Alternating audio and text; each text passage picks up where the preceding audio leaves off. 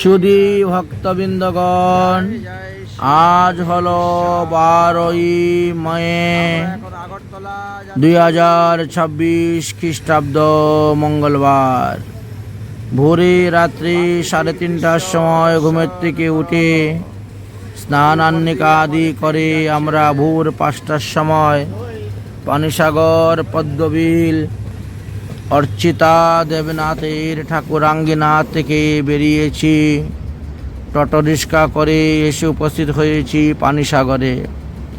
5:52 train ধরেছি। Train ধরে আমরা রওনা হয়েছি আগরতলার দিকে। অপ্রাকৃত শোভা সব দর্শন করতেছেন।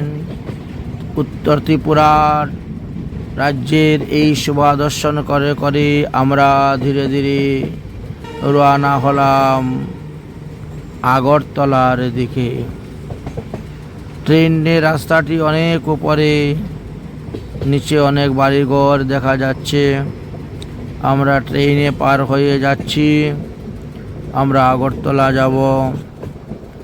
আগরতলা থেকে পুনরায় আবার গাড়ি পরিবর্তন করতে হয়। সাবরুম যাওয়ার দিকে যে রাস্তা, সেই রাস্তা দিয়ে উদয়পুরে যেতে হবে আমাদেরকে।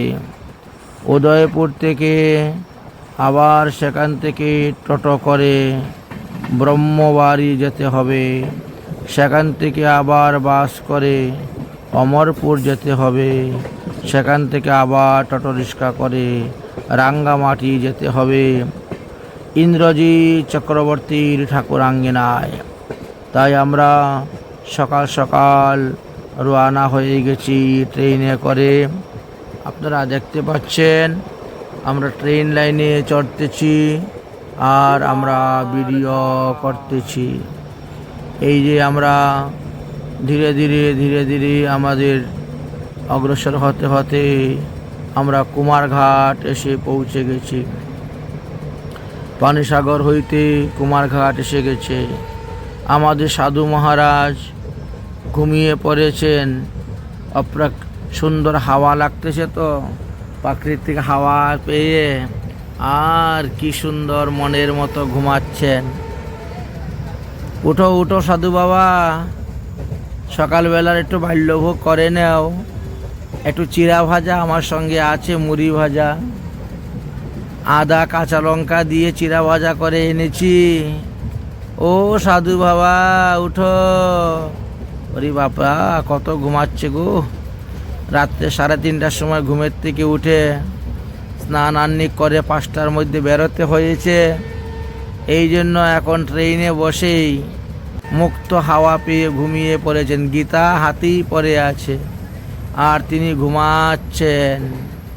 প্রতিদিন সম্পূর্ণ গীতা পাঠ করার নিয়ম করেছেন। গীতা পাঠ করতে করতেই পণ্ডিত মশাই শুয়ে পড়েছেন গাড়ির মধ্যেই। আর ধীরে ধীরে আগরতলা গিয়ে পৌঁছে যাবেন। উঠে যাও উঠে যাও, খাওয়া দাওয়া করতে হবে তো। দেখো না গাড়িতে কত লোক বসে আছে, সবাই বসে বসে ঘুমাচ্ছে গো সকালবেলার মুক্ত হাওয়া পেয়ে। ও পণ্ডিত মশাই উঠো উঠো খাওয়া দাওয়া করতে। বাহ, পণ্ডিতজি উঠে গেছেন খাবারের গন্ধ পেয়ে। এবার দেখো পণ্ডিতজি চিড়া ভাজা খাচ্ছেন। চিড়া, মুড়ি আর সঙ্গে আদা কাঁচা লঙ্কা সরষের তেল দিয়ে লবণ দিয়ে ভেজে আনা হয়েছে। পণ্ডিত মশাই এখন চিড়া প্রসাদ পাচ্ছেন। চিড়া প্রসাদ পাওয়ার পরে আবার একটু পাঠ করতে বসবেন, তারপরে আবার ঘুমিয়ে পড়বেন। কি করা যাবে, প্রাকৃতিক বাতাস পেয়ে, সুন্দর বাতাস পেয়ে নিদ্রা দেবী এসে খুব ঘাড়ের মধ্যে বসে যান আর পণ্ডিত মশাইকে ঘুম পাতিয়ে দেন। কত সুন্দর শোভা দর্শন করতে পাচ্ছি আমরা। দেখেন কি সুন্দর ইট ভাট্টা মধ্যে মধ্যে আছে, মধ্যে মধ্যে জল, খাল, বিল, পুকুর, নদী, জঙ্গল, পাহাড়, পর্বত, বন, ক্ষেত কত কিছু শোভা দর্শন করছি। এই আবার পণ্ডিত মশাই ঘুমিয়ে পড়েছিলেন, এইবার একটু উঠলেন ঘুমের থেকে উঠেছেন। যাই হোক, এইভাবে পণ্ডিতজি খালি ঘুমিয়ে পড়েন। এবার আমরা দেখতে দেখতে ঢুকে যাচ্ছি মনুর পরে আমরা ঢুকে যাব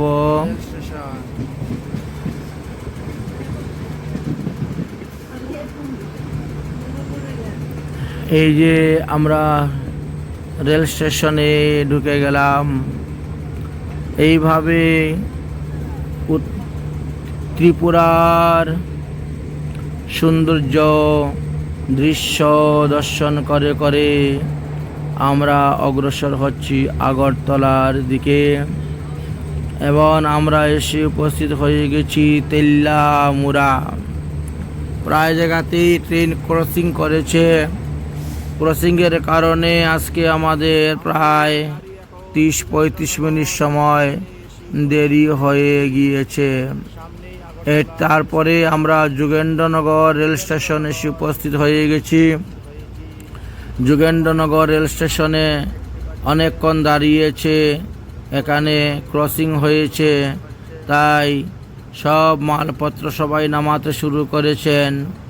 এখানকার আদিবাসীগণ যারা জঙ্গল থেকে নানা রকম শাকসবজি, কলার মোচা, পেঁপে, তারপরে বিভিন্ন রকম শাক, অনেক কিছু তারা নিয়ে এসেছে বিক্রি করার জন্য। গাড়িতে করে এই স্থানে এরা সবাই নামাচ্ছে, এই সমস্ত জিনিসপত্র নামাচ্ছে।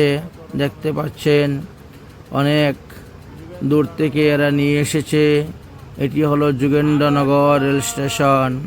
তারপরে আবার ট্রেন শুরু হয়েছে এবং আমরা আগরতলা গিয়ে পৌঁছেছি। এই হলো আগরতলা শহর। আমরা আগরতলাতে নেমে গেছি। আগরতলাতে নেমে পায়ে হেঁটে আমরা 2 নম্বর প্ল্যাটফর্মের দিকে যাচ্ছি। এটি হলো 1 নম্বর প্ল্যাটফর্ম। আমরা 2 নম্বর প্ল্যাটফর্মে যাচ্ছি, কারণ 2 নম্বর প্ল্যাটফর্মে আমাদের গাড়ি আসবে আগরতলা টু সাব্রুম যাওয়ার জন্য। আমরা এবার এই ট্রেন থেকে নেমে, সব যাত্রীগুলি নেমে যাচ্ছে এই ট্রেন। এবার আমরা সাব্রুম যাওয়ার গাড়িতে উঠে গেছি। এই গাড়িটা 11টা 2 মিনিটে ছেড়েছে। তার রাইট টাইম ছিল 10টা 55 মিনিটে ছাড়ার। যাই হোক, 11টা 2 মিনিটে ছেড়েছে। আগরতলা থেকে সাব্রুম যাওয়ার জন্য আমরা রওনা হয়েছি, কিন্তু আমরা সাব্রুম যাব না। আমরা মধ্য উদয়পুর মাতাবাড়ির পাশেই নেমে যাব। ওখানে নেমে আমরা যাব। কিন্তু আমার সাধু বাবা ঘুমিয়ে পড়ে গেছেন। যখন যে গাড়িতে উঠেন সেই গাড়িতেই ঘুমিয়ে যান, কি করা যাবে। যাই হোক, আমরা তো দর্শন করে করে যাচ্ছি সুন্দর দৃশ্যগুলাকে, আর আস্তে আস্তে অগ্রসর হচ্ছি উদয়পুরের দিকে। এই দেখছেন কি সুন্দর দৃশ্য, বড় বড় পাহাড়, বড় বড় বৃক্ষ, বড় বড় নদী। কিন্তু সাধু বাবা আবার গাড়ির মধ্যে ঘুমিয়ে পড়ে গেছেন। আগরতলা থেকে সাব্রুম যাবেন, তখনও আবার সাধু বাবা ঘুমিয়ে পড়েছেন। একটু সুযোগ পেলেই নিদ্রা দেবী এসে ওনার চৌকের মধ্যে এসে বসে যায়, ঘাড়ে বসে যায়। এবার আমরা বাসের মধ্যে উঠেছি। উদয়পুর থেকে আমরা টোটো করে এসেছি ব্রহ্মবাড়ির থেকে বাসে উঠেছি। বাসে উঠে আমরা অমরপুরের দিকে রওনা হচ্ছি। এটি অমরপুরে যাওয়ার রাস্তা, পাহাড়ি রাস্তা, পাহাড়ের ধারে ধারে রাস্তা যাচ্ছে। খুব বেশি টার্নিং আছে, এত আঁকা বাঁকা রাস্তা। অনেকক্ষণ সময় লেগেছে আমাদের অমরপুর আসতে। দেখতে পাচ্ছেন গাড়ি কত উপর দিকে যাচ্ছে, নিচে কত লুঙ্ঘা দেখা যাচ্ছে, অনেক গভীর। যাই হোক, আমরা এখন অমরপুরের দিকে রওনা হয়েছি বাসে করে। আমরা অমরপুর গিয়ে তারপরে এই যে দেখতে পাচ্ছেন ঠাকুরাঙ্গিনা, এটি হলো ইন্দ্রজিৎ চক্রবর্তী। উদয়পুর থেকে অমরপুর এসে উপস্থিত হয়েছি। ও অমরপুর না এটা। আমরা দুপুর 1টার সময় আগরতলার অন্তর্গত অমরপুরে এসে উপস্থিত হয়েছি রাঙ্গামাটি। ইন্দ্রজিৎ চক্রবর্তীর ঠাকুরাঙ্গিনা দর্শন করুন। সকালে ভোর 5টার সময় আমরা পানিসাগর পদ্মবিল থেকে বেরিয়েছিলাম। সেখান থেকে অটো করে আমরা এসে উপস্থিত হয়েছি পানিসাগর রেল স্টেশন। তারপরে সেখান থেকে আবার 5টা 52 ট্রেন ধরে এসেছি আগরতলা। আগরতলার থেকে আবার সাবরুম যাওয়ার ট্রেন ধরে এসে আমরা উপস্থিত হয়েছি উদয়পুরে। সেখানে নামার পরে অটো করে এসেছি আমরা ব্রহ্মবাড়ি। ব্রহ্মবাড়ির থেকে তারপরে সেখান থেকে বাস ধরে এসেছি অমরপুর, এবং অমরপুর থেকে আবার রাঙ্গামাটি এসে আমরা উপস্থিত হয়েছি দুপুর 1টা 15 এসে উপস্থিত হয়েছি। রাধে রাধে, নিতাই গৌর হরিবল। জি চক্রবর্তীর ঠাকুরাঙ্গিনাতে রান্না করা হয়ে গেল, ভগবানের ভোগ দেওয়া হয়ে গেল, মধ্যাহ্নকালীন ভোগ দেওয়া হয়ে গেছে। এবার আমরা প্রসাদ পাবো, একটু বিশ্রাম করব। সন্ধ্যার পরে এখানে পাঠ কীর্তন গান বাজনা হইবে, এই জন্য কীর্তনের সমস্ত যন্ত্র এসে গেছে, মাইক টাইক সেটিং করা হয়ে গেছে, মাইকের মেশিন আনা হয়ে গেছে, মাইক সেটিং তৈরি করা হয়ে গেছে।